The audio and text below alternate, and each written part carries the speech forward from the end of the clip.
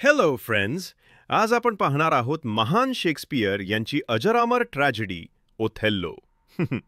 चला तर सुरू करूया. फार वर्षांपूर्वी व्हेनिस शहरात एक पराक्रमी आणि प्रतिष्ठित सेनापती राहत होता. त्याचे नाव होते ओथेल्लो. ओथेल्लो मूळचा आफ्रिकेतील होता, म्हणून त्याला मूर म्हणून ओळखले जाई. तो शूर, प्रामाणिक आणि कर्तृत्ववान होता, त्यामुळे व्हेनिसच्या सैन्यात त्याचा खूप आदर होता. ओथेल्लोने व्हेनिसमधील एका प्रतिष्ठित सिनेटरची लाडकी कन्या डेस्डिमोना हिच्याशी गुपचूप विवाह केला. डेस्डिमोना ओथेल्लोच्या साहसी कथांवर आणि त्याच्या व्यक्तिमत्वावर खूप प्रेम करत होती. तिचा पिता ब्रॅबॅन्शियो याला हा विवाह मान्य नव्हता, परंतु डेस्डिमोनाच्या निष्ठेमुळे त्याने नाईलाजाने त्यांना आशीर्वाद दिला. ओथेल्लोचा एक महत्त्वाचा अधिकारी आणि ध्वजवाहक होता. त्याचे नाव इयागो. इयागो हा अतिशय धूर्त, दुष्ट आणि कपटी माणूस होता. ओथेल्लोने त्याला लेफ्टनंट पदासाठी न निवडता मायकल कॅसियो या तरुण अधिकाऱ्याला निवडले होते. त्यामुळे इयागोच्या मनात ओथेल्लोबद्दल तीव्र मत्सर आणि सूडाची भावना निर्माण झाली. त्याने ओथेल्लो, कॅसियो आणि डेस्डिमोना या तिघांचाही नाश करण्याची शपथ घेतली. ओथेल्लो आणि डेस्डिमोना व्हेनिस सोडून सायप्रस येथे गेले, जिथे ओथेल्लोला तुर्की सैन्याशी लढण्यासाठी पाठवले होते. त्यांच्यासोबत इयागो आणि त्याची पत्नी एमिलिया देखील होती, जी डेस्डिमोनाची मैत्रीण आणि मदतनीस होती. सायप्रसमध्ये इयागोने आपल्या क्रूर योजनेची अंमलबजावणी सुरू केली. पहिली चाल, कॅसियोला बदनाम करणे. इयागोने कॅसियोला दारू पिण्यास लावले आणि त्याला लढाईसाठी प्रवृत्त केले. कॅसियोने धुंदीत एका अधिकाऱ्याला जखमी केले. या गोंधळामुळे ओथेल्लोने संतप्त होऊन कॅसियोला त्याच्या पदावरून काढून टाकले. नंतर इयागोने कॅसियोला डेस्डिमोनाच्या मदतीने आपले पद परत मिळवण्याचा सल्ला दिला. डेस्डिमोना खूप दयाळू आणि मदत करणारी होती. तिने ओथेल्लो जवळ कॅसियोसाठी पुन्हा पुन्हा शिफारस करायला सुरुवात केली. दुसरी चाल, संशयाचे विष पेरणे. आता इयागोला ओथेल्लोच्या मनात डेस्डिमोनाबद्दल संशय निर्माण करण्याची संधी मिळाली. तो हळूहळू ओथेल्लोला सांगू लागला की डेस्डिमोना आणि कॅसियो यांच्यात अनैतिक संबंध आहेत. डेस्डिमोना कॅसियोसाठी इतकी शिफारस का करत आहे?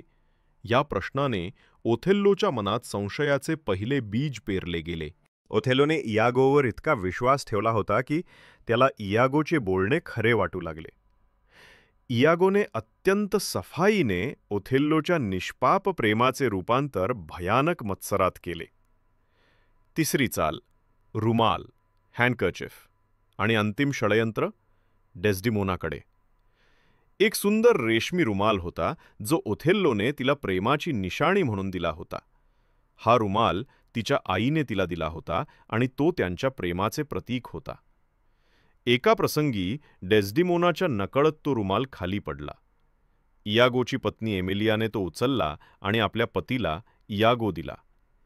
इयागोने तो रुमाल गुपचूप कॅसियोच्या खोलीत ठेवला आणि ओथेल्लोला सांगितले की, बघा, डेस्डिमोनाने तो रुमाल कॅसियोला प्रेमाची भेट म्हणून दिला आहे. ओथेल्लोने जेव्हा रुमालाची चौकशी केली आणि डेस्डिमोनाने तो नसल्याचे सांगितले, तेव्हा ओथेल्लोचा विश्वास पूर्णपणे तुटला. त्याला वाटले की रुमाल हा डेस्डिमोनाच्या विश्वासघाताचा पुरावा आहे. मत्सराने ओथेल्लोची बुद्धी पूर्णपणे नष्ट झाली. त्याला डेस्डिमोनाचे निष्पाप शब्द आणि अश्रू खोटे वाटू लागले. ओथेल्लोने इयागोला कॅसियोला ठार मारण्याची आज्ञा दिली. शोकांतिकेचा कळस रात्रीच्या वेळी ओथेल्लो डेस्डिमोनाच्या शयनकक्षात गेला. डेस्डिमोना गाढ झोपेत होती. ओथेल्लोला आपले प्रेम आठवले, पण मत्सराने त्याला रोखले. त्याने अत्यंत शांतपणे पण क्रोधाने डेस्डिमोनाला तिच्या कथित पापाची कबुली देण्यास सांगितले. डेस्डिमोनाने रडून आपले निरपराधत्व सिद्ध करण्याचा प्रयत्न केला, पण ओथेल्लोने तिचे एकही ऐकले नाही. आपल्या पत्नीच्या शुद्धतेवर संशय घेतल्यामुळे आणि इयागोच्या फसवणुकीमुळे ओथेल्लोने आपल्या हातांनी डेस्डिमोनाचा गळा दाबून खून केला. त्याच क्षणी बाहेर गोंधळ झाला. कॅसियो जखमी झाला होता, पण तो वाचला. एमिलिया धावत खोलीत आली आणि तिने डेस्डिमोनाला मरताना पाहिले.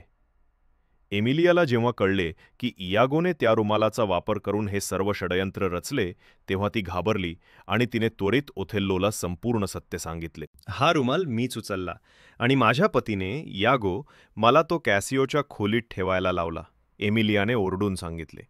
सत्य ऐकून ओथेल्लोच्या पायाखालची जमीन सरकली.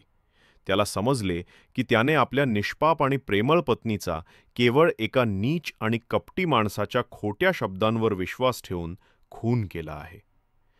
पश्चात्तापाच्या आगीत तो जळू लागला. इयागो पळून जाण्याचा प्रयत्न करत असताना पकडला गेला.